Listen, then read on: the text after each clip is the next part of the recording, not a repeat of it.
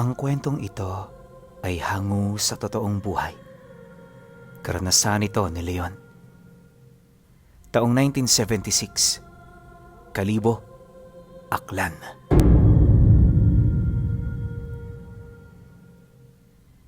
Noong mga panahong ito, nagbibinata pa lamang si Leon. At kagaya ng nakagisnang tradisyon ng mga ninuno, nakasanayan na nilang manirahan sa iisang bubong kasama ang mga kapatid nilang may asawa na. Yung mga magulang kasi nila, ayaw mawalay ang mga ito, kaya kahit siksikan at hirap sa buhay, hindi nito nagagawang pagbukodi ng mga anak nitong meron ng kinakasama. Mahirap man ang ganoong sitwasyon, nakasanayan na rin yon ni Leon. Kahit ganun kasi ang estado ng kanilang pamilya, masaya naman. Ika nga ng mga nakatatanda, wala nang sasarap at hihigit pa sa pamilyang magkakasama. Yun nga lang, hindi lahat ng araw masaya. Madalas pa rin ang tampuhan at bangayan, kaya para makaiwas palagi siyang sumasama noon sa tatay niya sa bukid. Ito kasi ang kanyang paraan para hindi mautusan ng kanyang mga nakatatandang kapatid, at yun na rin ang paraan niya para makatulong sa kanila. Ayon kay Leon Pinuno, simple lang naman ang pamilya niya. Kagaya lang din sila ng mga ordinaryong tao na nabubuhay sa mundo.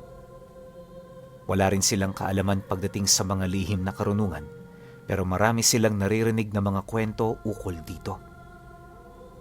Madalas siyang gamitin sa kanya bilang panakot, kaya lumaki siyang hindi lakwatserong tao. Masunurin din siya sa kanyang mga magulang at palagi siyang lumulugar kapag may mga hindi sila pagkakaunawaan ng kanyang mga kapatid. Ganun palagi ang kanyang ginagawa upang mailayo niya ang kanyang sarili sa anumang gulo. Subalit, dahan-dahan yung nagbago nung meron ng kinakasama ang panganay niyang kapatid. Malapit ang kapatid niyang yun sa kanya, kaya kahit meron na itong sariling pamilya, hindi siya nahihiyang lumapit dito. Nga pala, babae ang panganay nila, kaya kahit masakit sa loob ng kanilang ama na mabuntis ito ng biglaan, wala itong nagawa kundi yon ay tanggapin. Mas mainam kasing nasa parte nila yon, nang sa gayoy hindi ito basta-bastang masasakta ng kinakasama nito. Noong una maayos namang makitungo ang kinakasama nitong lalaki. Pero nung lumaki na ang tiyan ng ate niya, dito na unti-unting nag-iba ang pakikitungo nito sa kanila. Hindi na yun madalas nakikihalubilo kahit naninirahan sila sa iisang bubong. At ang mas nakakapagtaka pa, palagi itong galit at nakasimangot kapag kinakausap nila ang kapatid nila. Nang mapansin naman yun ni Leon, hindi niya maiwasang ipagbigay alam ito sa kanilang padre de pamilya. Nayayabangan na kasi siya sa bayaw nilang yon, dahil sa bukod na wala na nga yung trabaho at umaasa na lang ito sa kanila, astang may-ari rin yun ng kanilang bahay. Nang marinig naman ng tatay niya ang tungkol dito, batid niyang nagalit ito. Wala rin itong sinabing kahit na ano, pero pag uwi nila galing trabaho, una nitong kinumpronta ang kinakasama ng panganay nilang kapatid.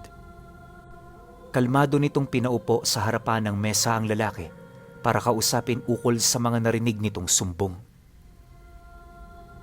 Mursyo, may mga anak akong nagsumbong sa akin tungkol sa mga kalokohan na ginagawa mo kapag wala ako rito. Totoo ba ang lahat ng yon? At kung totoo man, nakakaramdam ka ba ng hiya para sa sarili mo? Wala ka nang silbi sa tahanang ito. Ganyan pa ang ugaling ipinapakita mo. Pasalamat ka lang dahil mahal ka ng anak ko. Dahil kung hindi, matagal na kitang pinalayas. Sa susunod na meron pa ako marinig tungkol sa mga ginagawa mo, asahan mong hindi na mahinahon ang pakikipag-usap ko sa iyo. Mabuti ako kung sa mabuti, pero masama rin ako kung sa masama. Galit na wika ng tatay niya. Nang marinig naman ito ng kinakasama ng ate niya, pahapyaw naman yung napasilay sa kanya. Si Leo naman noon, nagmaang-maangan lang na parabang wala siyang alam sa mga nangyayari. Maya-maya pa, personal itong humingi ng tawad sa tatay nila. Nangako rin yung tutulong sa mga gawain at maghahanap ng trabaho sa bayan para makatulong. Nang marinig naman yon ng kanilang ama, tahimik itong tumayo at umalis na. Magmula noong kumprontahin si Murcio ng kanilang padre de pamilya, madalas na nila itong makitang lumalabas ng silid. Palagi rin yung umaalis tuwing umaga at babalik ito hapon na. Ang nakakapagtaka lang, sa tinagal-tagal ng ginagawa ito ng kinakasama ng ate niya, hindi pa rin yung nakakahanap ng trabaho kahit ang sinasabi nito, pumupunta ito ng bayan para dumiskarte. Kung tutuusin, dapat nakahanap na yun ng trabaho kahit kargador lang ng gulay. Sa lawak kasi ng bayan, hindi malabong may mangailangan ng lakas nito. Ang problema, wala talaga yung nahahanap. Napapansin din niyang hindi ito umuuwing pagod. Indikasyon na wala itong ginagawa roon kundi ang magpalipas ng oras. Pagdating din ito sa kanila, agad yung dadaan sa kusina para kumain at pagkatapos nito matutulog na. Ganun at ganun palagi ang ginagawa ni Murcio nang wala man lang kahit isang sentimong iniaabot sa nanay niya. Bagaman kapansin-pansin na ito para kay Leon, hindi niya yun sinusumbong. Kung gagawin niya kasi ito, posibleng magalit na rito ang tatay nila. Sa isip-isip niya, mas mainam ng gano'n ang ginagawa nito kaysa palagi itong nakahilata habang sila'y mamatay-matay na sa kakatrabaho para kumita ng pera. 3 buwan pa ang lumipas. Sumapit na ang ika-6 na buwang pagdadalang tao ng panganay nilang kapatid. Dahil dito, nagpatawag na ng albularyo ang kanyang ina para masubaybayan ang bata sa loob ng sinapupunan nito. May mga ipinatawag na rin yung kumadrona na siya namang mag-aalaga rito hanggang sa sumapit na ang kapanganakan nito. Yung mga kumadrona, nakapasok ng walang hirap sa loob ng bahay nila. Pero nung dumating ang albularyo, di yun nagtangkang pumasok. Ayon dito, masama ang nararamdaman nito sa loob ng bahay, kaya bago siya roon pumasok, kailangan niya muna itong pausukan ng kamangyan at alaya ng dasal. Nagbabala rin ito sa kanila na dahil sa presensyang nararamdaman nito, hindi malabong may naninirahan doong masamang espiritu. Ano man ang nilalang na yon, iisa lang ang pakay nito at yon ay walang iba kundi makuha ang sanggol sa sinapupunan ng kapatid niya. Nang marinig naman yon ng kanilang padre de pamilya, agad nitong pinahintulutan ng albularyo. Ang kaso lang, di pa man ito nakakapagsimula, biglang lumabas ang kinakasama ng kapatid nila. Galit na galit itong lumapit at sa itsura nito parang tutol ito sa gustong gawin ng albularyo. Paglapit naman ito rito, nanlilisik ang mga mata nitong tumitig sa albularyo habang nagwiwika ng, "Halata namang baliw ang matandang to . Naniniwala ba talaga kayo sa mga ganito? Hoy tanda, umalis ka na. At hindi ko gustong makita ang pagmumukha mo rito." Pagkasambit nito ng mga kataga, napilitan namang umatras ang matanda. At sa hindi malamang dahilan, hindi na yun umimik. Yun bang, ang nais na lang nito, hayaang magsalita ng kung ano-ano yung lalaking di naman kilala ang buo niyang pagkatao. Ilang minuto pa ang lumipas, nang hindi na makapagtimpi ang kanilang ama. Bigla nitong pinalo ng malaking patpat ang kinakasama ng kapatid niya. Pagtama naman ito sa likod, agad yung nahati sa dalawa, pero yung taong yun di man lang natinag. Nanatili itong nakatayo na para bang hindi man lang nito ininda ang pinsala ng katawan nito. Maya-maya pa, tumitig ito sa kanilang ama habang malumanay na nagsasalita. At sa kasagsagan ng kanilang argumento, nagdesisyon ng albularyo na umalis. Sa sobrang pagkahiya ng kanilang ama, pinasamahan yun sa kanya para makauwi yun ng maayos at walang sama ng loob. Alam kasi nito na sa kanilang magkakapatid, siya ang may mabuting kalooban. Habang binabagtas nila ang daan, Nagawa nilang mag-usap ng matanda. Noong una wala naman yung binabanggit na masama sa bayaw niya. Pero nang marating nila ang bahay nito, dito na yun nagsimulang magsabi ng totoo. Ayon sa albularyo, nakakaamoy siya ng kakaiba sa taong yun, kaya kinakailangan nila ritong mag-ingat. Mariin din itong inilahad na ang mga presensyang naramdaman niya kanina ay nagmumula sa kinakasama ng kapatid niya. Leon, abisuhan mo ang tatay mo ukol dito. Huwag niyo itong ipagsawalang bahala dahil seryoso ang usapang ito. Sabihin mo rin sa kanya na hindi titigil ang pagtulong ko. Kaya kahit di niyo ko papasukin sa bahay ninyo, asahan niyo na gagawa ko ng paraan. Alam ko kasi na kailangan niyo ng tulong, kaya hindi ko kayo pwedeng talikuran. Wika ng albularyo.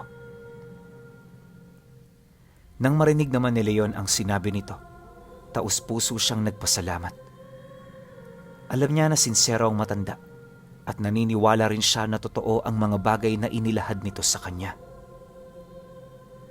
Matapos ang kanilang pag-uusap, dito na sila nagkahiwalay.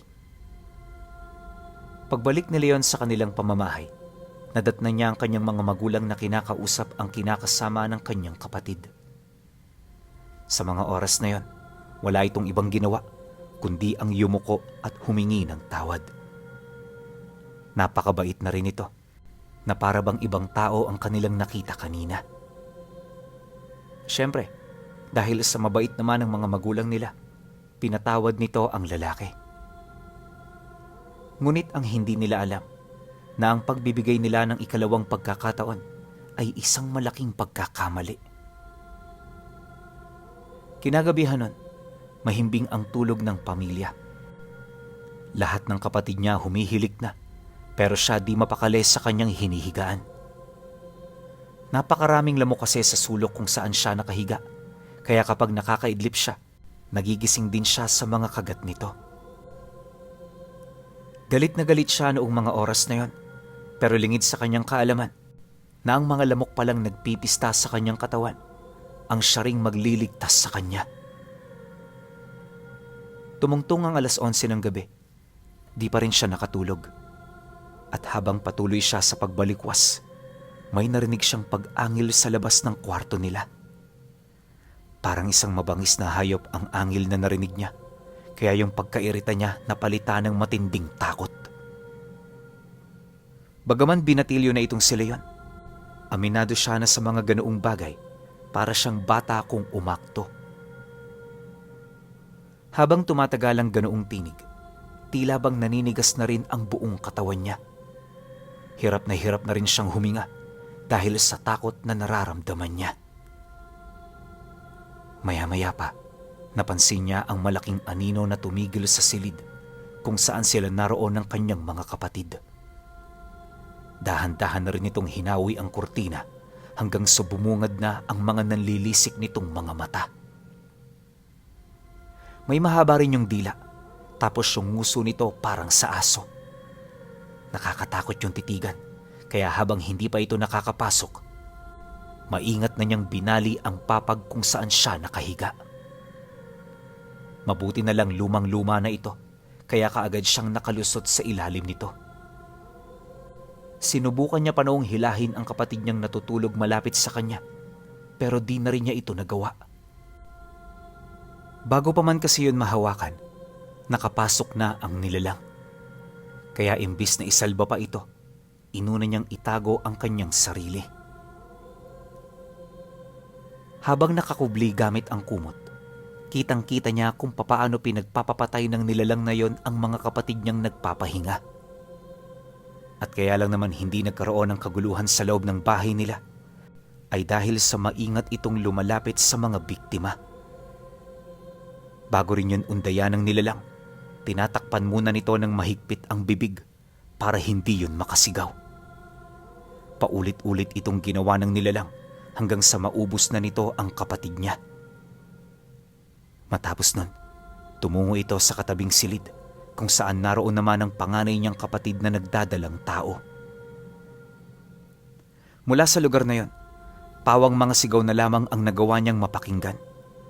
Basta kalakip ng mga sigaw na yon, yung sigaw ng nanay niya at ng kanyang ama. Kinabukasan, tsaka pa lamang siya nakalabas mula sa ilalim ng papag.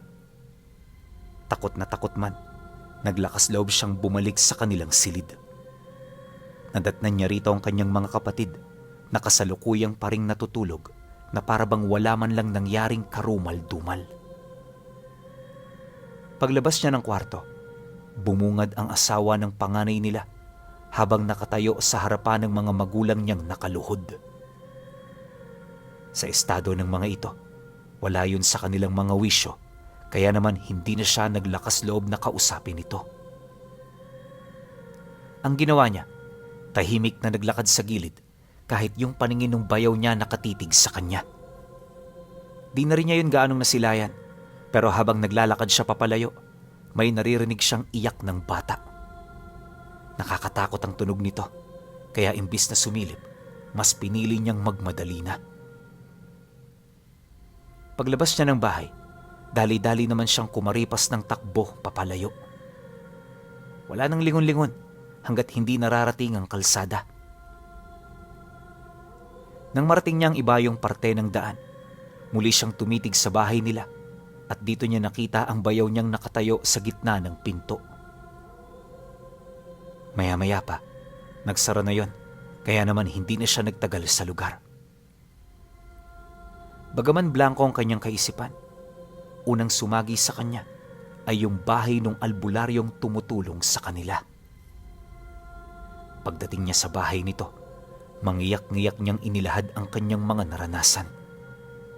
Yung albularyo naman, tahimik lang na nakikinig habang bakas ang pagkagulat at hindi pagkapaniwala. Ilang minuto pa ang lumipas.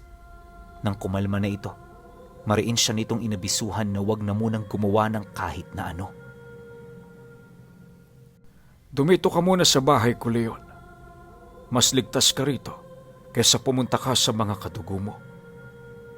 Alam kong hindi pa rito nagtatapos ang pagpaparamdam ng nilalang, kaya kailangan mong maging matatag. Ikaw ang magiging laruan niya, kaya humanda ka sa lahat ng pwedeng mangyari. Wika ng albularyo. Nang marinig niya ang sinabi nito, hindi siya tumutol.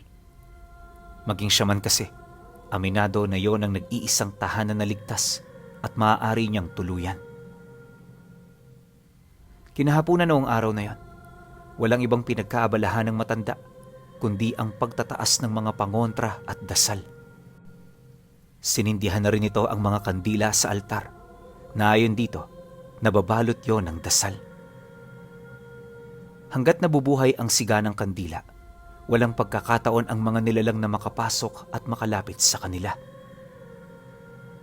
Pagkatapos naman itong maihanda ng matanda, inanyayahan siya nitong tumambay sa labas. Pinag-usapan nila ang mga karanasan niya at kung papaano siya nakatakas.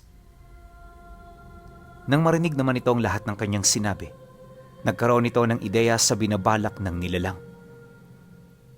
Ayon sa albularyo, hindi pa yon aalis sa kanilang lugar dahil marami pa itong pagkain. Kaya kung hindi siya nagkakamali, posibleng magtatagal yun sa baryo ng humigit 1.5 buwan. Kinakailangan itong gawin ng nilalang para mapagtibay ang balat kayo na nilikha nito sa kanyang pamilya. Kailangan din itong maubos ang karneng kinakain nito nang sa gayoy hindi umalingasaw ang kakaiba nitong amoy. Dagdag pa nito na, ginagawa yon ng mga aswang upang hindi maalarma ang lahi nila. Maging ang mga ito man kasi, nakakaramdam din ng pagkabahala dahil sa oras na kumilos ang mga ordinaryong tao, hindi na sila magkakaroon ng espasyo sa mga baryo at kabayanan.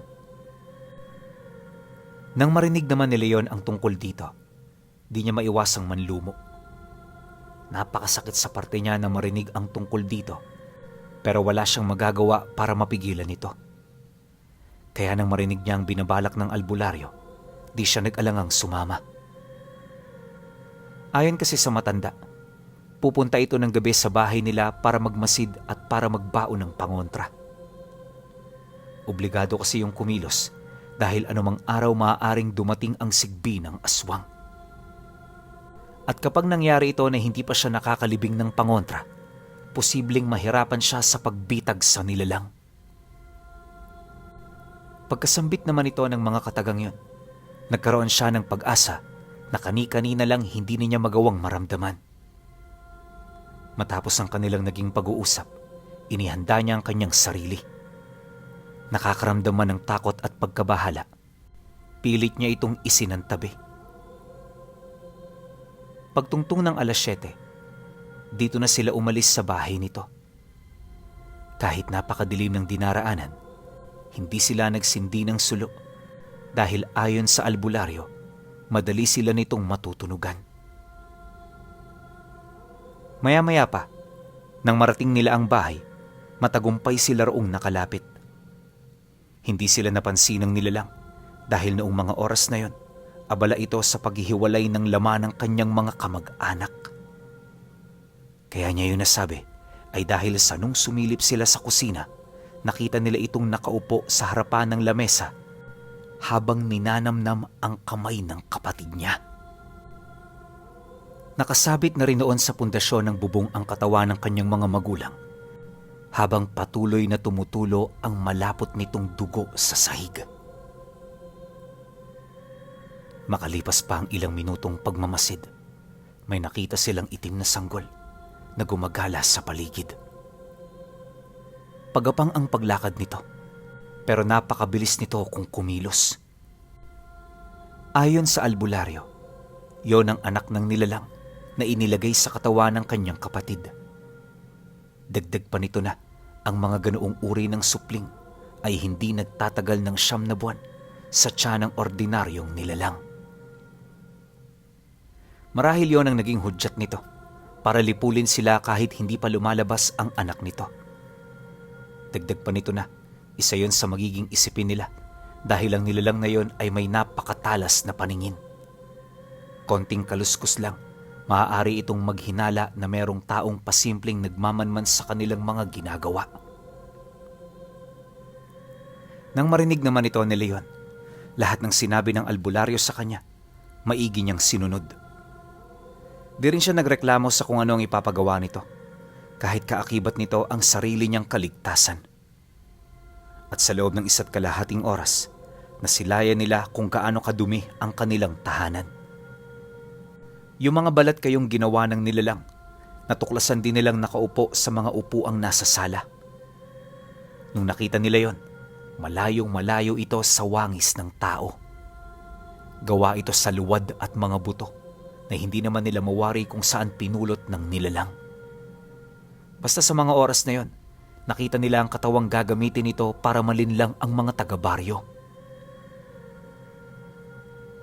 Sa pagpapatuloy ng ganoong pangyayari, pakiramdam ni Leon, hindi na totoo ang kanyang mga nasisilayan.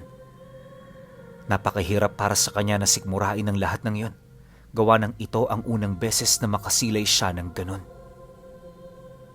Mabuti na lang talaga na ilibing ng matanda ang mga dala nito bago pa man siya masiraan ng bait.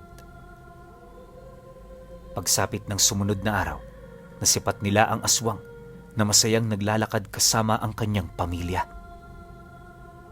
Sa unang tingin nakakalain mo talagang normal lang ang mga ito. Pero kapag tinitigan mo yun ng maigi, dito mo mapapansin ang kakaiba sa katawan nila. Hindi kasi perpekto ang ganoong balat kayo, pinuno. Kaya kahit anong gawing paggaya ng aswang sa wangis ng katawan ng mga biktima nito, hindi pa rin ito magagaya ang kabuuan. Pero ang ganoong anyo, hindi na pinag-iisipan ng kung ano ng mga ordinaryong taong walang kaalam-alam. Matapos naman yung masilayan ni Leon, tahimik lang naman niya itong pinagmasdan. Sa loob ng 1 linggo, wala silang ibang ginawa kundi manmanan ang mga ito. At kapag sumasapit ang gabi, bumibisita sila sa kanilang pamamahay para ilibing ang mga pangontrang dala ng matanda. Yun nga lang, pagtungtong ng araw ng Lunes, nakarating na ang alagang sigbi ng aswang. Sa umaga, taglay nito ang anyo ng sigbin, kaya walang kahit na sinong naghinala. Pero kapag sumasapit ang gabi, nagpapalit ito ng anyo na halos hindi nalalayo ang wangis sa isang demonyo. Napakataas din ito. Tapos kapag naglalakad ito, lumalabas ang mahaba nitong dila na parabang ahas.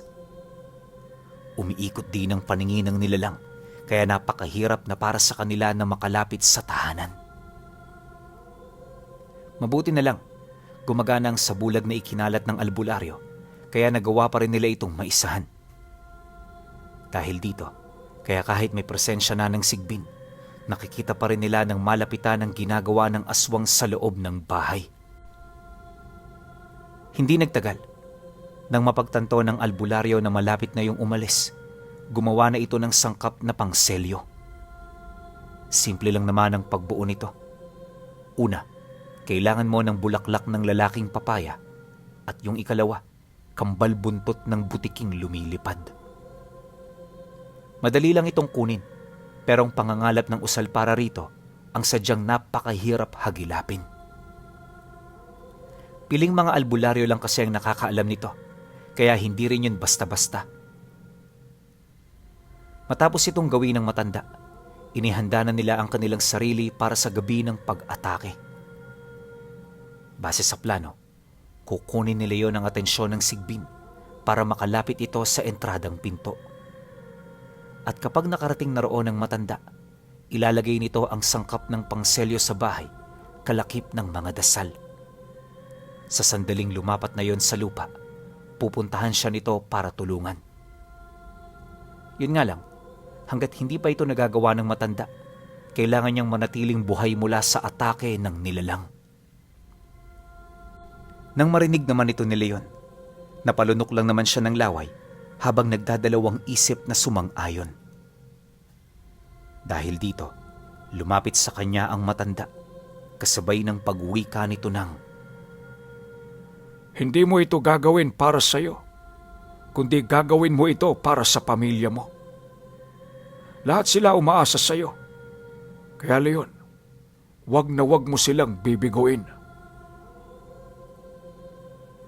Pagkasambit nito ng mga katagang yon, lahat ng alalahanin sa kanyang isipan ay bigla na lamang nawala. At sa isang iglap, nagkaroon siya ng lakas ng loob para kumilos at maghanda. Pagsapit ng gabi, dahan-dahan na silang umusad patungo sa kanilang pamamahay. Nang marating nila ang lugar, agad silang nagkahiwalay. At sa senyas ng matanda, pinagbababato niya ang sigbin. At dahil dito, agad naman siya nitong hinabol hanggang sa marinig na ito ng aswang. Nang mapansin naman niyo ng matanda, mabilis itong tumakbo patungo sa pintuan ng bahay habang umiihip ng dasal sa hawak nitong panelyo. Ilang segundo pa ang lumipas nang akmang mabubuksan na ng aswang ang pinto. Sakto naman ang paglapat ng sangkap sa sahig nito. Dahil dito, biglang nagkaroon ng hindi nakikitang harang. At kahit anong gawin ng nilalang na nakakulong sa loob nito, hindi na ito roon makawala-wala. Maya-maya pa, dito na nito napagtanto na huli na ang lahat para sa kanya. Kaya sa halip na magpumiglas at magmatigas, kalmado na lang itong sumilay sa bintana habang pinagmamasdang nakikipaglaban ang alaga nitong sigbin. Alam ng nilalang na yun na lang ang kanyang pag-asa, kaya isinugal niya rito ang buhay niya.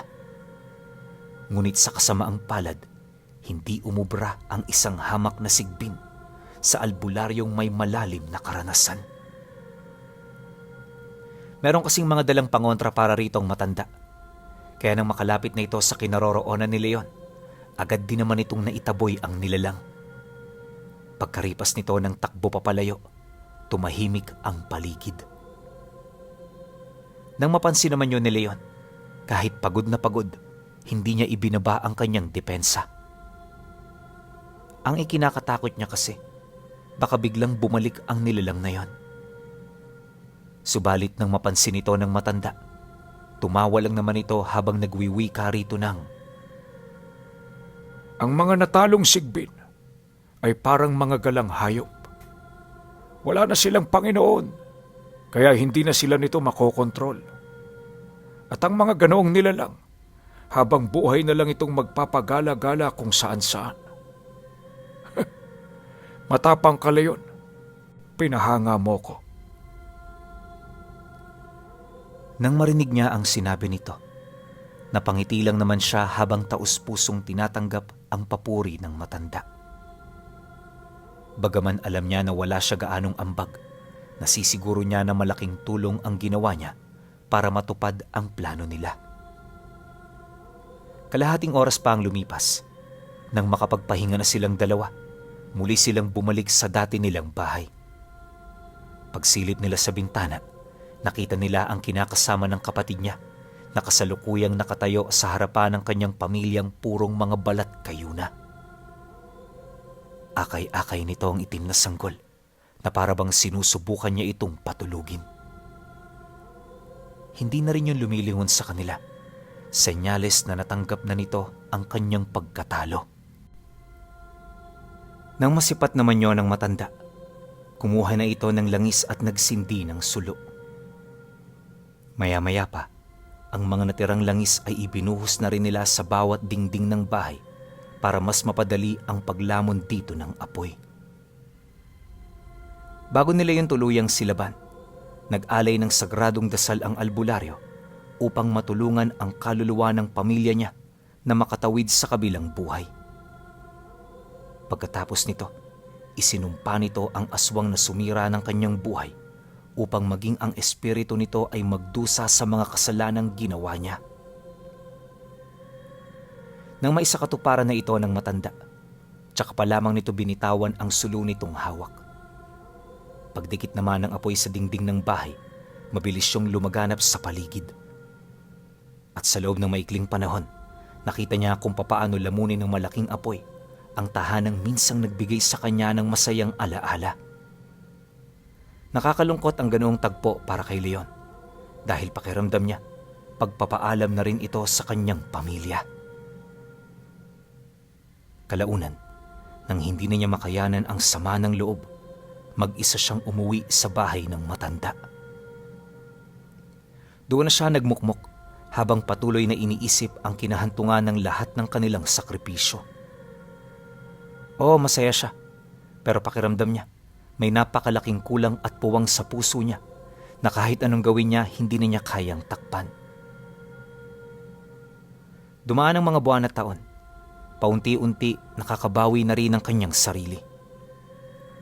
Hindi nagtagal, nang malimot na niya ang nangyari sa kanyang pamilya, sinubukan na niyang magbagong buhay. Ngayong pangkasalukuyan, may sarili ng pamilya itong si Leon. Matanda na rin siya, at kahit makakalimutin na, sariwang-sariwa pa rin sa kanyang alaala ang nangyari sa kanyang pamilya at ang nasaksihan niya na napakalakas na selyo ng albularyo.